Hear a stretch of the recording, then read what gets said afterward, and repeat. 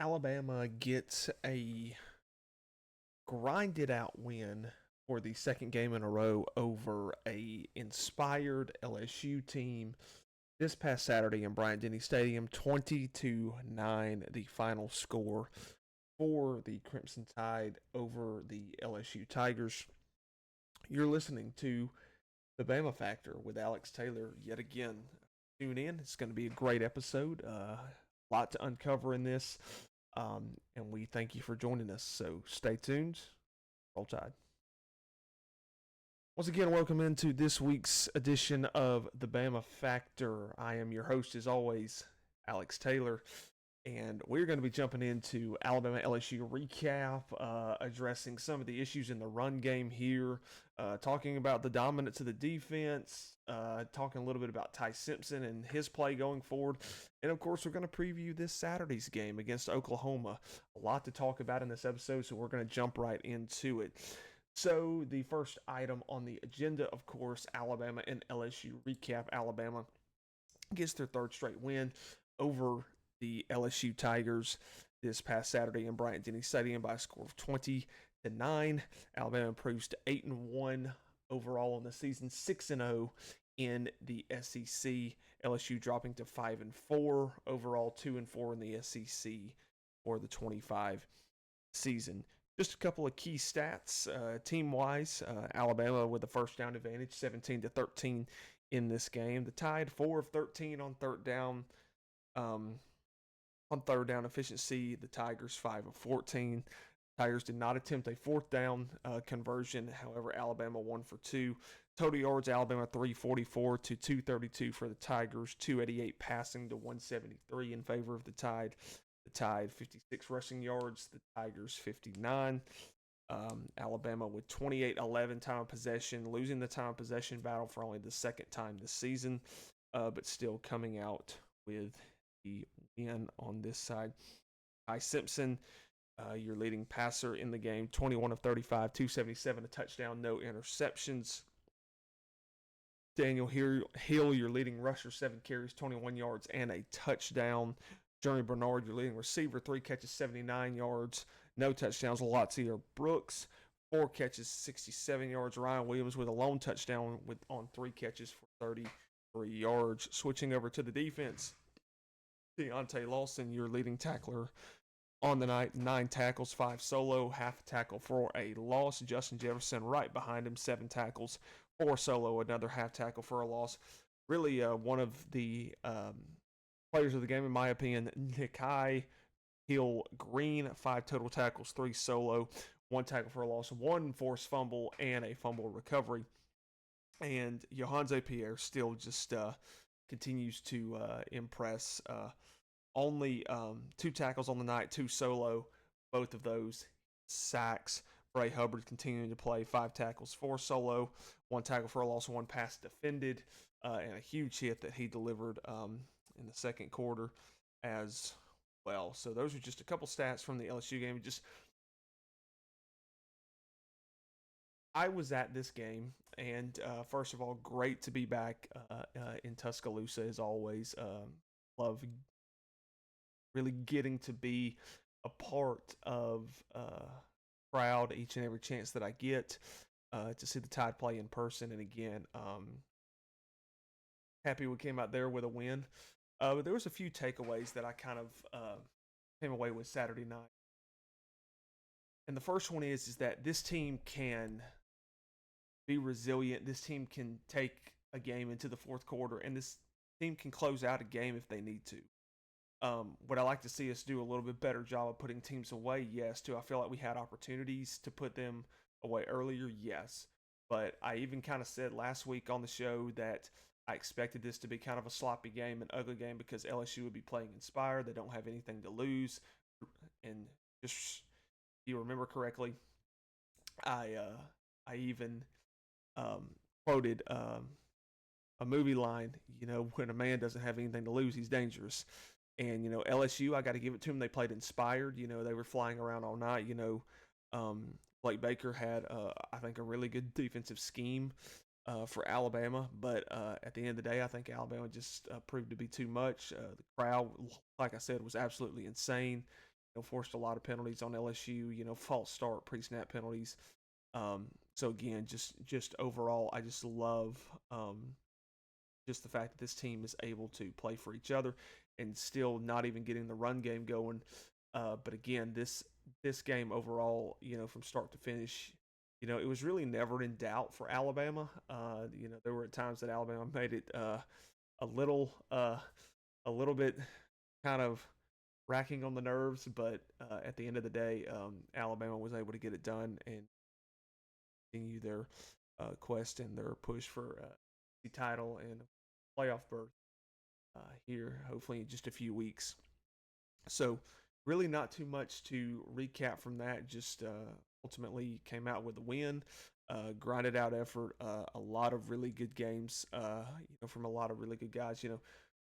Red Morgan is a guy who really impressed me Saturday night, with the way he came in and played, with a relentless effort. Noah Carter is another one, made two huge tackles on a drive to really kind of stall LSU.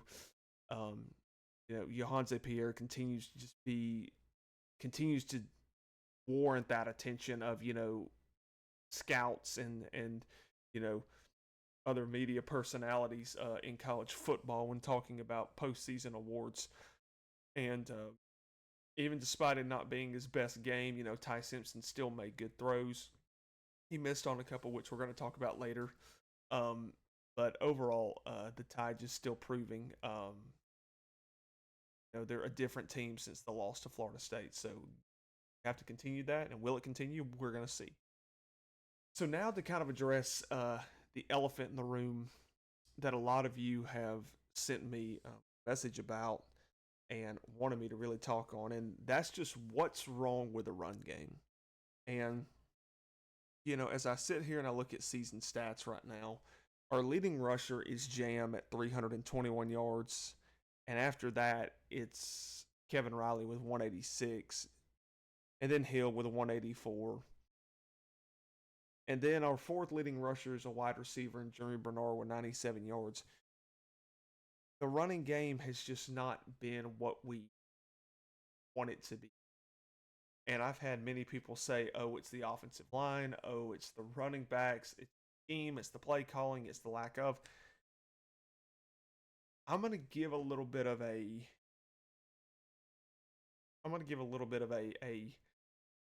unbiased, but yet trying to be balanced opinion here. This is just from one person, but just from my analysis, seeing this team in person 3 times, seeing the run game in person 3 times, and seeing it every week, and just when I really break down the film here,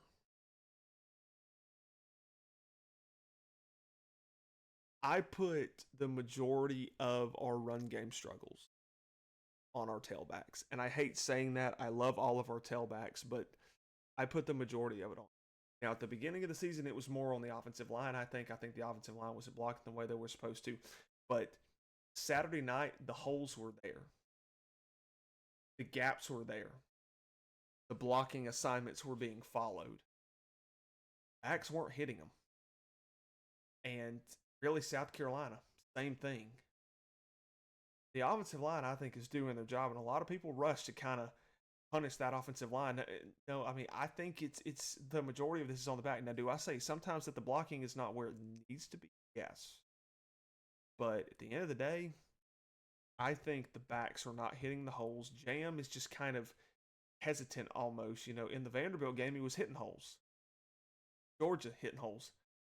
Every other game, it's like Jam has just really struggled to just really hit that hole. Like 4th and 1 on Alabama's first drive this past Saturday, Jam had a wide open A gap, but then instead chooses to bounce it to the outside where 2 unblocked linebackers are waiting on him. We don't make it. So that's a problem, when it comes to especially the game this Saturday, and we're going to talk about that more. But for me personally, just to kind of address this, I think that's the biggest thing that's wrong with the run game right now is that, our backs are just not hitting the hole. And that, it's the vision, and that it needs to be, in my opinion, I think we need to give AK Deer a shot. I think you need to give Dre Washington a shot. I mean, it couldn't hurt to give some of these other guys that haven't got carries this year, or at least a lot of them, a shot. this offense. Because we have to be able to run the ball down the stretch if we're going to make a push in the playoff. We've got to. If we don't, then it's going to be a really, really long um, into the season for sure. So now, kind of going forward, offense. Let's talk about really what drove this game Saturday night. That was the defense. By far, the defense, regardless of LSU's coaching status, interim, or even if they still had Brian Kelly, you you held a very good offense. Garrett Nussmeier, even though he hasn't had the season that his own fans, that college football personalities thought that he would have, um, Caden Durham, Harlan Berry, Trades Green, Barry and Brown, Aaron Anderson, Nick Anderson, Xavier Thomas. I mean, you've got a lot of talent and speed on that offense, and probably the best receiving core that we'll see, um, unless we play Texas A&M. Speed and guys that can beat you over the top constantly. And Alabama held this team to 232 yards and really dominated the whole night. I mean, allowed them to get into the red zone 4 times, no touchdown, resulted in 9 points, and forced them to punt, forced them into turnovers. And when I just look at how the defense just really performed, this is a defense that is getting more confidence the year goes on, and we saw this a year ago. We really did see this a year ago. We saw the defense really kind of come together and go, okay, hey, look, we're starting to get this little 4-2-5 scheme. We're starting to really get more comfortable. So let's continue to build on this. And at the beginning of the season, I felt, it was more offense carrying the defense. Now I feel like these last 2 games, the defense kind of carried the offense. And, it's good to have complementary football. And I'm just saying, if we get it clicking on both sides of the ball at the same time in the same game, it's going to be over for everybody else. It really is at this point. And just with the way that Johanze Pierre is playing, I mean, Clay suffered his injury. Johanze has been a gladly welcomed sight.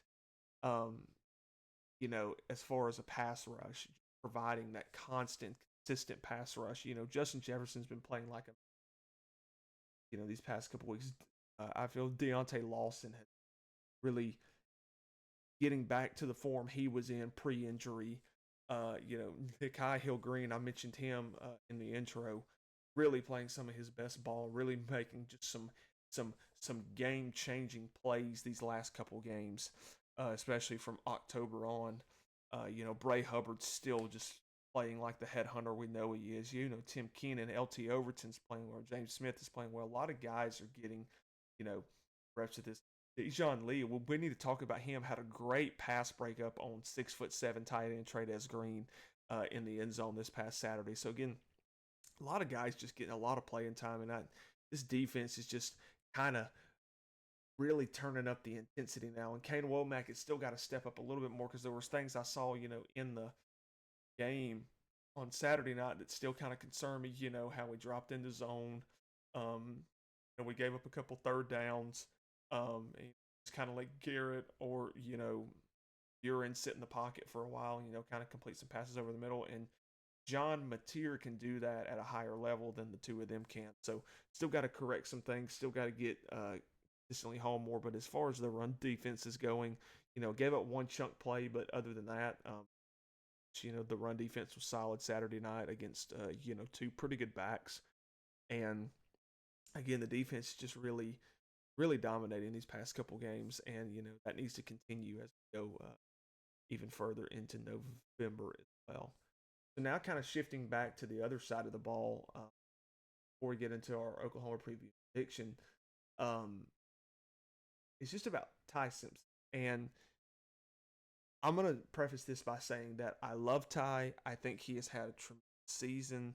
I mean, if you look at his overall stats right now, he's 198 out of 296 for 2,461 yards, just a hair under 67% completion percentage, about 8.3 yards of completion, 21 touchdowns, and 1 interception. He's also added 87 yards on the ground with 2 more touchdowns as well. So, I mean, again, done a good job at taking care of the ball. He makes these elite level throws like we know that he can. And if you look at Ty and you look at the game by game breakdown, um, for him this season, he's thrown for over 200 yards, actually 250 in just about every game except for Louisiana Monroe, but he was perfect in that game. Only really played the first half, and really actually probably a quarter and third of another quarter. Um, so still just absolutely incredible. But 382 against Wisconsin, 340 against Vanderbilt. Right at 200 against Missouri. 253 against Tennessee, 253 against South Carolina. 277. And Ty has been a really good quarterback for us. In the Heisman conversation, he's in the Maxwell semifinalist. Um, Probably be in the O'Brien conversation, Johnny Unitas. So there is no doubt he is a good quarterback. So I'm going to say that. And I love Ty. He is our QB1. I love him. I'm behind him. But there is something that needs to be addressed. So the first thing I'm going to address is that the past really 5 games, Ty has had a turnover, not necessarily an interception. He did against Vanderbilt, but he's also had fumbles. He had a fumble against Missouri, resulted in a touchdown for Missouri on their possession. He had a fumble against Tennessee. Thankfully, our defense stopped them. He had a fumble against South Carolina, resulted in a touchdown for South Carolina. Had a fumble against LSU. Thankfully, did not result. So Ty has had a ball security problem when getting hit and kind of holding the ball a little bit too long at times and not really securely. That's one thing. The other thing is that these past 2 games, 55.8% completion percentage against South Carolina, 60% this past Saturday. He just looked rushed this Saturday, and not because he was rushed, not because that the LSU pass rush was, just really bearing down on him. They weren't. I felt Ty kind of looked like he did in week 1, trying to do too much, trying to force things that were there. He missed on throws, and again, I'll preface this too. It wasn't like the misses on the deep throws or even some of the crossing throws were horrible misses. They were off the fingertip. But still, he's got to get those throws down. Got to get those throws on target because he hit Latzia Brooks for a deep pass right before his throw to Ryan for a touchdown this past Saturday. Then he missed Germie later in the game where he was wide open right off his fingertip. So again, it's there, and we know Ty's capable of it. But Ty needs to settle back into the offense. He needs to become the Ty that we saw at Georgia, against Vanderbilt, against Tennessee. That type of Ty that we and that's the only thing. And he's his biggest critic more than anyone. That's what I love about Ty. And he knows that it can always be improved, that he can always improve, and we know that he's taking steps to. But my thing to Ty is just let your skill players do what they do, and just trust them. And I know that he is. He tries to do too much, but let the skill players take some of the hard parts. That's what they're there for. And I just felt like he bailed out of the pocket too soon. Held on the ball too long sometimes. The receivers were getting out of their breaks and kind of wasn't seeing them. Uh, so, but overall, Ty's still a great quarterback. Wouldn't trade him for anything. Still has an 81.3 QBR this year. 13th in the country. And again, just he needs to settle back down, calm back down, and just. I know he's got that confidence. Just let the game come to you, and just allow it to present itself. Oklahoma's going to present a lot of zone. Brent Venables is a great defensive mind. Anybody can carve up a zone. It's Ty Simpson. The Ty has got. Now we're going to move on to our preview and prediction, as always. So Alabama, Oklahoma, Saturday afternoon, Bryant-Denny Stadium, the second of a 3-game homestand for the Alabama Crimson Tide, 2:30 p.m. Central Time on ABC. Sean McDonough and Greg McElroy on the call in Tuscaloosa. Line currently at 6.5 in favor of the Crimson Tide. The Crimson Tide welcome Oklahoma into Bryant-Denny Stadium for the first time since 2003, and the first matchup outside of the state of Oklahoma since then, since 2018, when Alabama faced then Heisman Trophy winner Kyler Murray in the College Football Playoff semifinal Orange Bowl, where the Tide got the win 5-1. So Alabama sitting at 6-0 in the conference, 8-1 overall. Oklahoma sitting at 7-2 overall, 3-2. Oklahoma comes in with their two conference losses, being to Texas and Ole Miss. Oklahoma, of course, coming off of a bye week.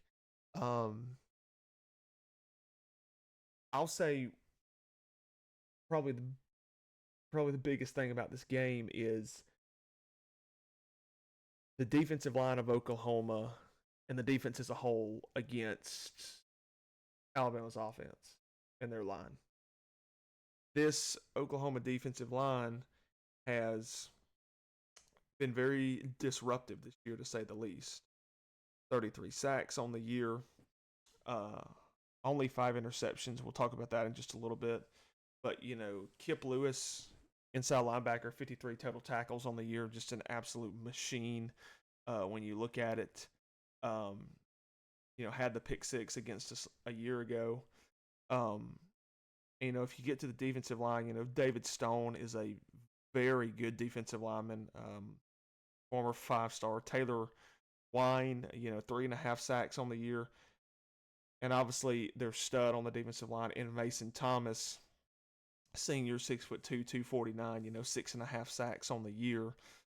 But, this team, they're of their top 5 leading tacklers, 4 of those are their linebackers. And if you just look at how these guys play with each other, and, again, Venables is one of the best defensive minds in football, and he knows how to coach a defense. He knows how to scheme a defense. And he knows how to really shut down opposing offenses. This will be a challenge for the Alabama Crimson Tide for sure.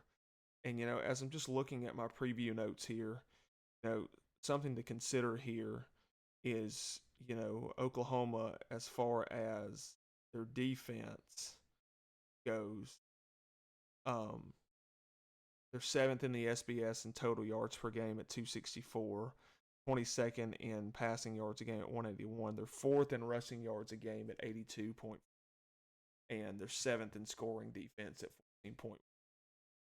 But I think where Alabama can get an edge in this game that I've kind of looked at, Alabama does rank 21st in the FBS in third down percentage. Alabama's converting 47.6% of the time on third down. Oklahoma also on the defensive side is 112th in the FBS with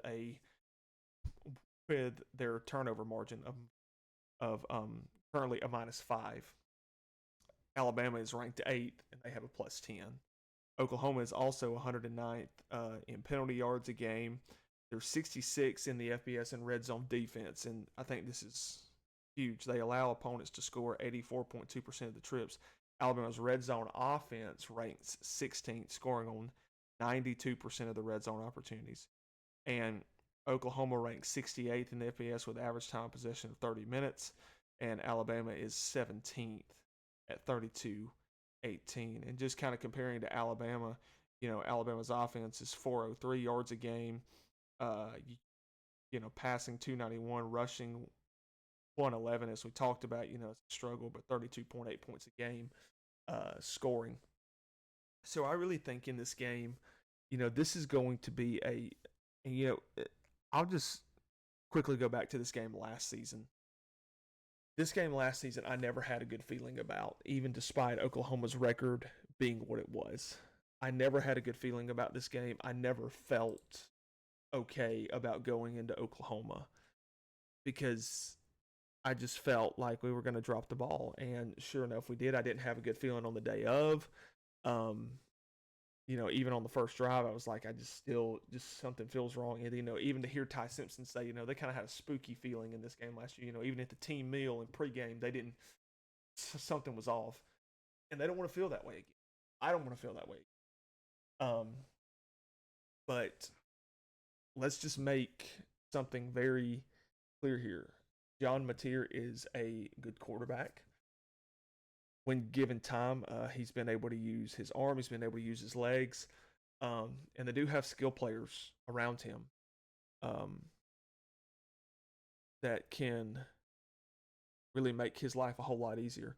Alabama's going to have to affect him Saturday. Alabama's going to have 3 and outs. They're going to have to force those 3 and outs and force Oklahoma to punt and win that time of possession battle. That's going to be key for Alabama. But as far as this, something that I'm really going to be watching that is basically going to decide this game and how this goes Saturday is Ty Simpson and the operation of the offense. This is going to have to be, you're going to have to go at Oklahoma's secondary, I think, and you're going to have to attack that. But also, if you're going to run the ball, you've got to establish this early because this Oklahoma pass rush is lethal.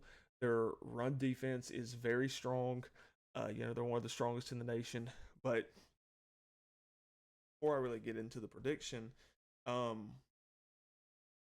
want to preview a little bit from the Ole Miss game a few weeks ago. So, Ole Miss beat Oklahoma 2 weeks ago, 34-26, in Oklahoma. So, Ole Miss really gave the blueprint on how to beat this team. Ole Miss only rushed for 116 yards on 41 carries. So Alabama's averaging 111.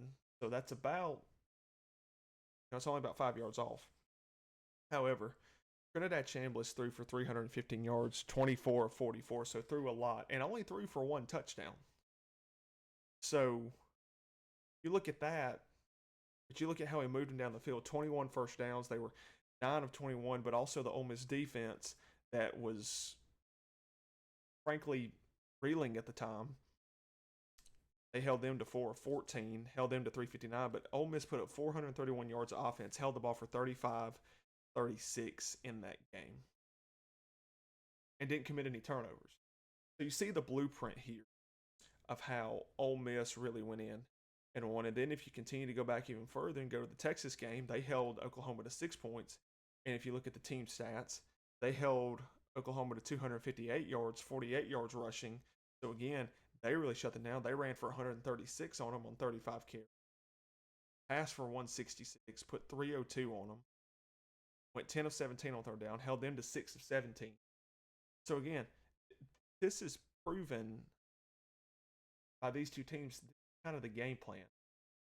Time of possession, establish the run game, which we've got to do.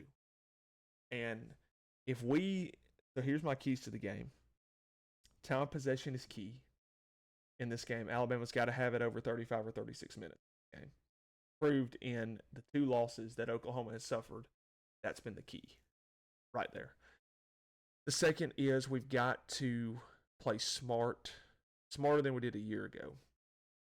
And we can't give their defense any opportunities. Their defense had 14 of their 24 points last year. We committed turnovers last year, so take care of the ball. Don't give their defense any opportunities. And the third one is that we have to have a methodical offense, but we've got to take shots. We've got to go with their secondary, and we've got to get into the red zone because that's where Oklahoma's not really having success this year. That's where our offense is having success. So we've got to establish a run game. We've got to let it complement the pass game, and Ty's just got to take what comes to him. The offensive line has got to hold up. As I said at the Georgia game, this game will be decided by the trenches. This game this Saturday is decided by the trenches. Which defensive line, which offensive line really controls the day, really rules the day. That's going to be who wins this ball game. And as I go to my prediction now, as we wrap up this episode, I believe in my Crimson Tide, but I'm about half and half on this game right now. If we don't block and our offensive line really doesn't come to play, it's going to be a long day for our offense. But if we come to play and we act like we got something to prove, which I know we do, I believe our defense is going to show up. I believe our crowd's going to show up. It's at home. But I think this is low scoring. I think these are two defenses that are going to get after it. And it's going to see which defense can really force turnovers and which offense blinks first. And I'm going to go, this is low scoring, but I'm going to go just from recent trends. I'm going to give this win to Alabama, but it's going to be a hard, grinded out game. Bama gets it done. And that's one thing that Alabama can do consistently this year. It's win these close games. And they've proven that. Kalen DeBoer's proven that. I think he continues to. But I'm going to give it to Alabama. I'm going to go 20-17. Alabama gets a huge defensive stop towards the end of the game, forces a turnover, and gets out of Bryant-Denny Stadium with a win, 20-17. I do think the first team to 20 is going to be your winner in this game. But overall, we just got to come to play. We got to take it 1-0 every day, one step at a time. I don't think we cover. I do think fall short of that. I would bet the under on this. But overall, looking forward to a good Saturday. Again, kind of half and half on this game right now. Hopefully, as the week goes on, I hope I start to feel a little bit better. But just we've got some work to do. Got our work cut out for us. But this is the SEC. That's what it's all about. And I want to go in there and I want to dominate. So overall, I believe in our boys. I believe in the defense. I believe in Ty. I believe in Grubb. I need Grubb to call the game of his life Saturday.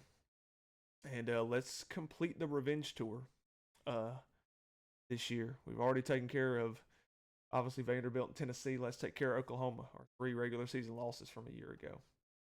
Guys, thank you so much for joining this evening. And, good morning, good night, good evening, good afternoon, whatever time you're watching this or listening to this. Be sure to follow me on Instagram, X, and TikTok at the.bama.factor. Just over 28K on Instagram, really getting there. Be sure to also like and subscribe on YouTube, The Bama Factor with Alex Taylor. Constantly growing that. Really appreciate all your guys' comments and views.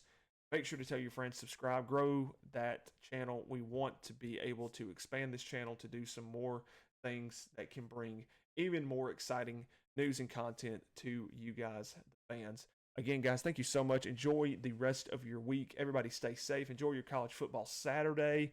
Hopefully you don't have YouTube TV. I know I don't anymore. I have switched to Hulu Live TV at this point. So either way, guys, whatever streaming service you're using, hope you get to watch it. Good college football Saturday upcoming. So hope everyone enjoys it. And as always, good night. God bless. Roll Tide.